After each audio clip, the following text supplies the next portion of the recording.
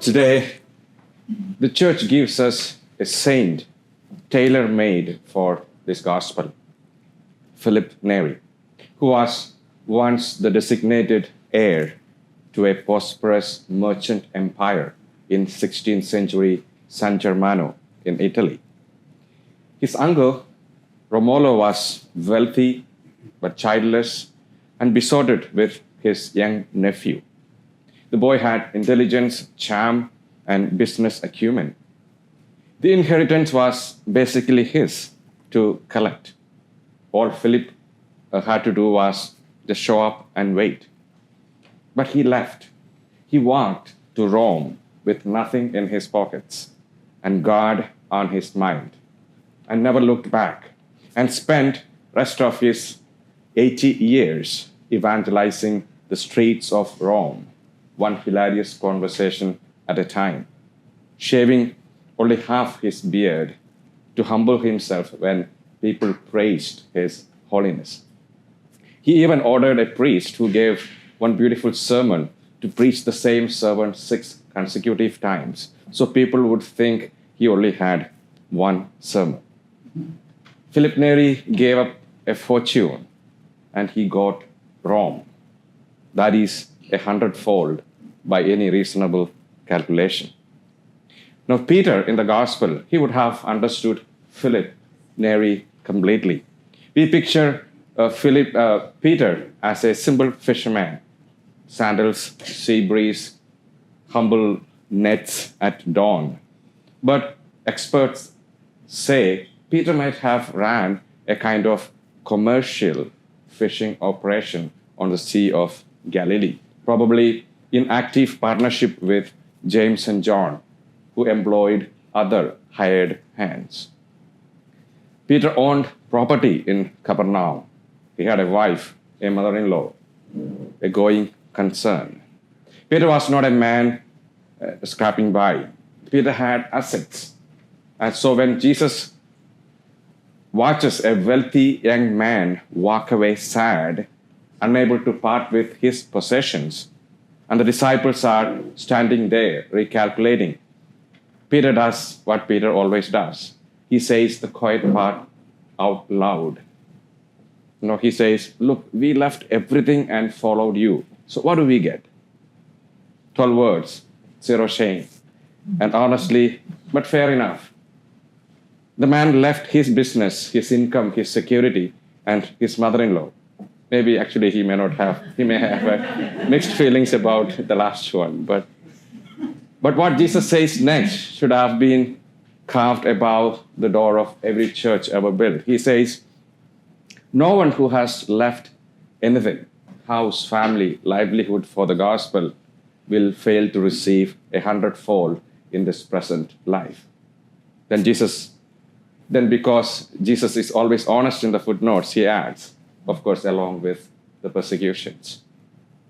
Listen to this. Last Wednesday, the New York Times carried a fascinating story about a man named Scott Vincent Borba, who was ordained a Catholic priest in the Diocese of Fresno, California. He co-founded ELF Beauty, a $3 billion cosmetics company. He drove an Aston Martin, wore designer suits, owned a mansion in Hollywood Hills, and moved among celebrities and glamour. The article described how, for the Golden Globe Awards in 2011, he even gave actress Mila Kunis a $7,000 facial using crushed rubies and diamonds. Actual rubies and actual diamonds on an actual face. Well, some of us who, heard that price for a facial, we would immediately go home, look in the mirror and say, Lord, I see that, it is your desire my face will remain in its natural, sinful condition. But then one night at a party at his Hollywood Hills mansion, he had a mystical encounter. He asked himself, is this all life is? Acquiring things, money, partying, and then dying one day. And that night changed his life. He walked away from it all and showed up to his first meeting with a vocations director, wearing, of course, one of those branded Hugo Boss suit and driving a Mercedes, ready to pitch his way into the priesthood. The vocation director looked at him and said, "Oh my God, we have so much work to do on you to get yourself ready." Three men, centuries apart: Peter, Philip, and Steve. The same story: inheritance on the table, a mystical nudge, the inexplicable walk away.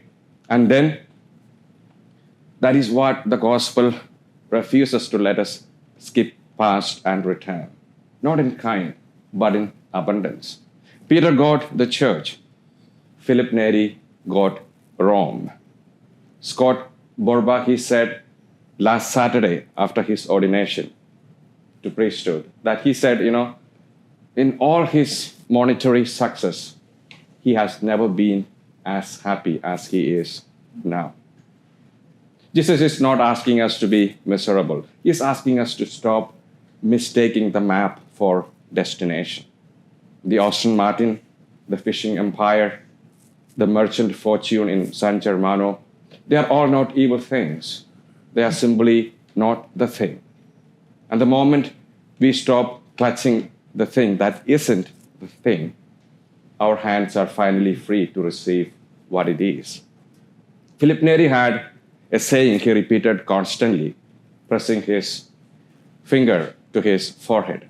He said, "Holiness is 3 fingers deep," meaning it goes no further than the surface if we let vanity rule us, and as deep as the soul if we let love rule us instead. The question Jesus puts back to us today, in the manner of a saint who shaved only half his beard, is simply this: what are you still holding on to?